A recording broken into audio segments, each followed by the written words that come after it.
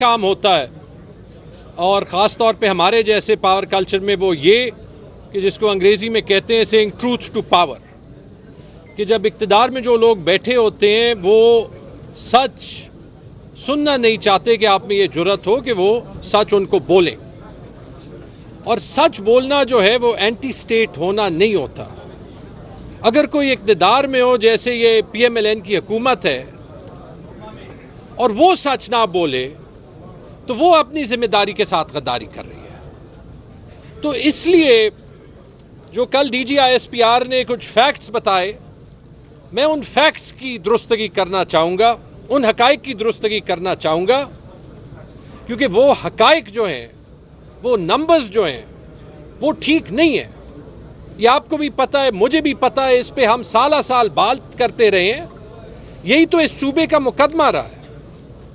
असद कैसर साहब ने वो पहले फैक्ट की बात की, कबाइल का इंजमाम क्यों हुआ। कबाइल की जिम्मेदारी तो 70 साल खैबर पख्तूनख्वा के पास नहीं थी ना।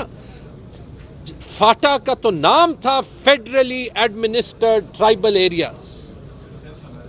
तो अगर इस सूबे में हुकूमत अच्छी नहीं रही तो ये 70 साल जब ये कबाइल वफाक की कंट्रोल के नीचे रहे तो उनका क्या हाल था।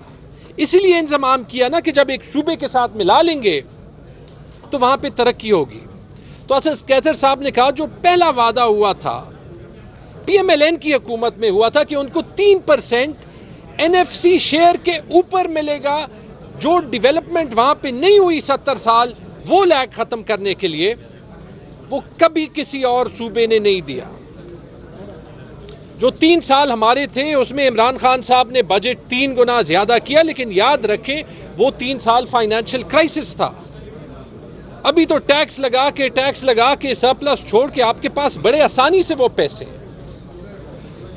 वो 3% तो छोड़ें। जो बात नहीं होती, जो मैं बार बार कहता हूं, जिसको आज हाईलाइट करना चाहिए, क्योंकि ये कहा जो फाटा का NFC का शेयर बनता है, NFC के फॉर्मूला के मुताबिक, जो 31 मई 2018 को मर्जर हुआ था मेरे ख्याल में, 1 जून 2018 को वो एडजस्टमेंट होनी चाहिए थी, वो आज तक नहीं मिला। वफाक बजट में कुछ फंड रखती है, वो फंड भीख मांगना पड़ता है कि वो रिलीज करें, जैसे कि कोई जो है वो उनका हक है, जब उनकी मर्जी डेवलपमेंट फंड रोक देते हैं।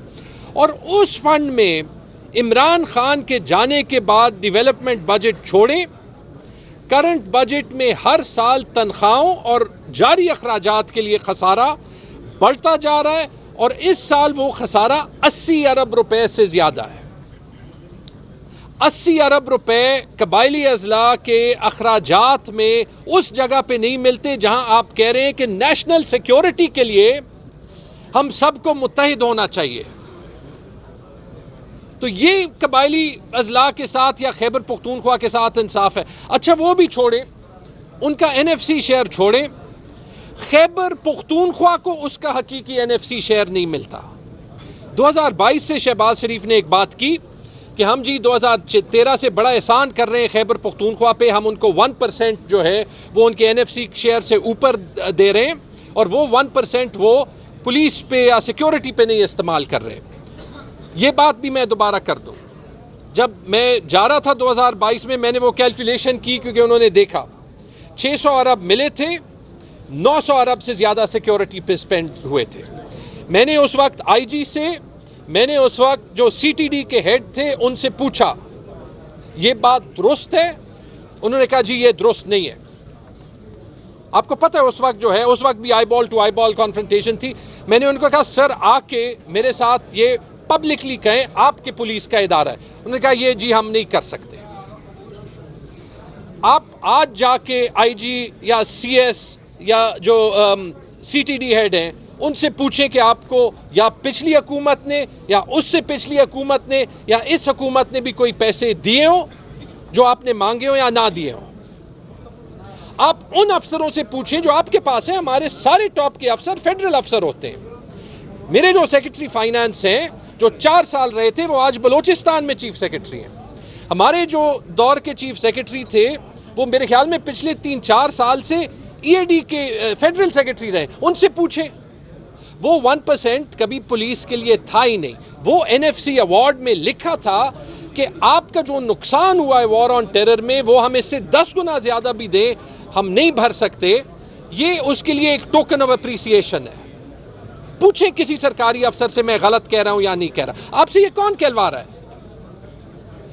उसके बावजूद ये छोड़ें, आपको पता है कि आज भी कबायली अजला को, खैबर पख्तूनख्वा को उसके शेयर से 150 अरब रुपए कम मिलते हैं। और ये मैं सिर्फ जो है वो खैबर पख्तूनख्वा की पॉपुलेशन की बात कर रहा हूं, आबादी की बात कर रहा हूं, क्योंकि हमें आज भी 1998 के आबादी के सेंसस के मुताबिक पैसे मिलते हैं। आप 2017 का सेंसस ले लें, आप 2023 का सेंसस ले लें, खैबर पख्तूनख्वा की हुकूमत 2% ज़्यादा हुई है, पंजाब की 2% कम हुई है। हम वो 150 अरब रुपए आज कम ले रहे हैं। वो सूबा जहां आप कह रहे हैं कि हमें ज़्यादा पैसे की ज़रूरत है कि हम टेररिज्म का मुकाबला करें, और उसके बावजूद जो मैंने आपको कहा, जो कबायली अजला का खसारा है 80-90 अरब रुपए का, इसके बजाय कि टीचर आए इस्लामाबाद में धरने करें, हम अपनी जेब से देते हैं। हम ताकि नेशनल सिक्योरिटी में खला ना हो, पेशावर के, सवाबी के, मालाकंड के, मर्दान के, साउथ के पैसे कबायली अजला पे खर्च करते हैं, क्योंकि इस सूबे को और इस मुल्क को मुत्तहिद रखना है। मैं DGISPR साहब को रिक्वेस्ट करता हूं, मुझे बुलाएं। मैं ना मिनिस्टर हूं ना मैं वो हूं। ये फैक्ट्स देखें, मैं गलत कह रहा हूं तो मुझे वहीं कन्विक्ट कर दें, ना हो तो सर आपका हमारे साथ आपकी जिम्मेदारी बनती है। हम समझते हैं कि आप भी, जैसे हम पूरे पाकिस्तान को ओन करते हैं, कि आप खैबर पख्तूनख्वा को ओन करते हैं, कि सब के लिए आप हमारे साथ इस वफाक पाकिस्तान में लड़ेंगे। इसके अलावा ये अभी मैंने जो हमारे बिजली के पैसे हैं उनकी भी बात नहीं की। 1973 के आईन में हमें कहा गया था कि हमें जो है, हम बिजली के इख्तियारात, डैम के इख्तियारात वफाक को दे दें, सारा मुनाफा आप रखें। 50 साल तो पहले हम वो पहले रुपए आने के लिए हम लड़ते रहे। जब वो रुपए आया, जो वो फॉर्मूला था उसके मुताबिक तो 1000 अरब 2000 अरब से ज़्यादा पैसे बनते हैं। जो फॉर्मूला आपने हमारे साथ तय किया है 2016 में, उसके मुताबिक 100 अरब रुपए के बकाया जाते हैं। हमने तो कभी ये नहीं कहा कि हमारी बिजली हमारी मर्जी। जो आजकल मरियम नवाज शरीफ कह रही है हमारा आटा हमारी मर्जी, सैलाब वहां भी हुआ है, सैलाब यहां भी हुआ है। आपका आईन का article 31 Salman, free movement of goods, article 15 कहता है कि आप जो है वो आटे की पूरे मुल्क में मूवमेंट पे जो है वो आप कोई पाबंदी नहीं लगा सकते। और आर्टिकल 151, जब आपकी मर्जी होती है आप पंजाब से आटा यहां पे रोक देते हैं। यहां पे लोग सैलाब से नहीं जो है वो मुतासिर हुए। वो आटा तो तब भी आ जाता है ब्लैक मार्केट में, कीमतें जो है वो 3 गुना 4 गुना बढ़ जाती हैं। जुल्म किसके साथ हो रहा है? पाकिस्तानियों के साथ।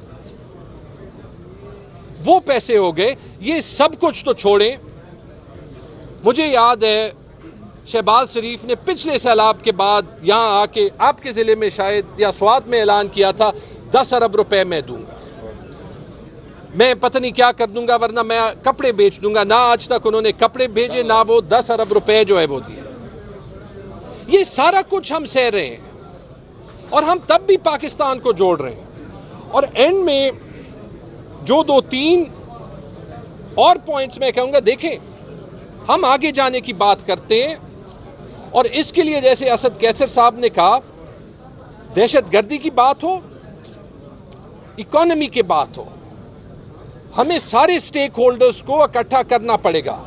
दहशतगर्दी के लिए हम सारी पार्टीज को यहां पे इकट्ठा करेंगे।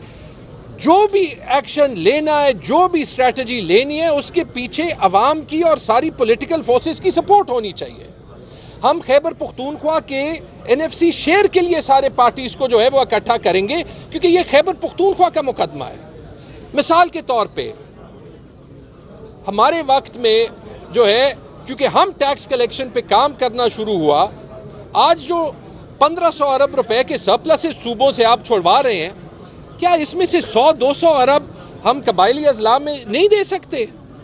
क्या ये 100-200 अरब हम चले डेवलपमेंट प्रोजेक्ट्स भी छोड़ें? ये नेशनल सिक्योरिटी के लिए सीटीडी और पुलिस और नेशनल सिक्योरिटी फोर्सेस के लिए बेहतर इक्विपमेंट के लिए नहीं दे सकते? पड़े हुए हैं। क्या हम आईएमएफ के पास नहीं जा सकते कि हम ये काम कलेक्टिवली करें? क्या ज़रूरी है कि हमने वफाकी हुकूमत को और अदारों को उस पार्टी के सामने करना है जिसमें पूरे मुल्क का ट्रस्ट है? और फिर खैबर पख्तूनख्वा में तो यूनानिमस ट्रस्ट है। आपने 9 महीने एक्सपेरिमेंट किया, यहाँ पे आपने न्यूट्रल गवर्नमेंट नहीं लाए, आप अपोजिशन की गवर्नमेंट लाए। 9 महीने बाद क्या अंजाम हुआ? जो जुनैद ने बात की, वो 115 में 92 सीटें जीते और फॉर्म 45 वाली सीटें ऐड कर लें, 115 में हम 110 सीटें जीते। तो वहाँ पे आप उस पार्टी के मुंतखब चीफ मिनिस्टर को नहीं मानेंगे? वहाँ पे आप कहेंगे कि कबायली अजला से जो हमारा पहला चीफ मिनिस्टर है, जो शायद उनकी महरूमी को थोड़ा कम करे, उसको हम दहशतगर्द कहेंगे? मैं एंड में एक मुझे बड़ी अफसोस हुई, मैं परसों टीवी प्रोग्राम पे था और मैं इसी पे ऐड करना चाहता हूँ कि महरूमियाँ कैसे बढ़ती हैं। पीपल्स पार्टी की शर्मीला फारूकी ने कहा कि ये नोविस है। मैं उनकी शक्ल देख रहा हूँ, 18 साल का बिलावल था, आप सब लाइन में खड़े हो गए, उसको पार्टी विरासत में मिल गई, वो नोविस नहीं था। 33 साल की उम्र में उसको फॉरेन मिनिस्ट्री मिल गई, उसने 2 रुपए नहीं कमाए, वो नोविस नहीं था। मरियम नवाज शरीफ प्राइम मिनिस्टर जो है वो बन गई, चीफ मिनिस्टर बन गई, वो नोविस नहीं थी, उसने तो एक दिन काम नहीं किया। ये लड़का जो पूरी जिंदगी पॉलिटिक्स करता रहा है, आपने कहा सदर, वो 2 साल मिनिस्टर रहा है, कैबिनेट में रहा है। मरियम नवाज शरीफ चीफ मिनिस्टर बनने से पहले जो है वो कितनी उसने जो है वो रोल किया। हमने तो कभी ये नहीं कहा कि पंजाब में बड़ा जुल्म हो रहा है कि एक ख़ानदान से जो है वो 50 साल से क्यों वज़ीर आज़म वज़ीर आला आ रहे हैं, सिंध में एक ख़ानदान से क्यों 70 साल से लोग आ रहे हैं। अगर एक पार्टी है जो मिडिल क्लास को सामने लाने में जो है वो बिलीव करती है, हमें तकलीफ नहीं है, आपको क्यों तकलीफ है?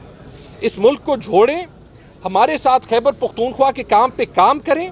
हम इस मुल्क को, नेशनल सिक्योरिटी को, इदारों को, सबको ओन करते हैं, इंसाफ लाएं। आपने ऐसे बातें की जैसे एंटी टेररिस्ट कोर्ट्स में यहाँ पे इंसाफ नहीं होता। मेरे ख्याल में हम मानते हैं कि मैंने जो जितनी भी एंटी टेररिस्ट कोर्ट्स में पिछले 2 साल से हम सब यहाँ पे बैठे, हम चक्कर मार रहे, हमने टेररिस्ट नहीं देखा। ये वाहिद टेररिस्ट जो एंटी टेररिस्ट कोर्ट जाते हैं वो आपके सामने बैठे, तो खाक वो इंसाफ देगी। वो निज़ाम ठीक करें, इलेक्शन ट्रिब्यूनल्स का ठीक करें, आगे जाने का रास्ता ढूंढें। बहुत बहुत शुक्रिया।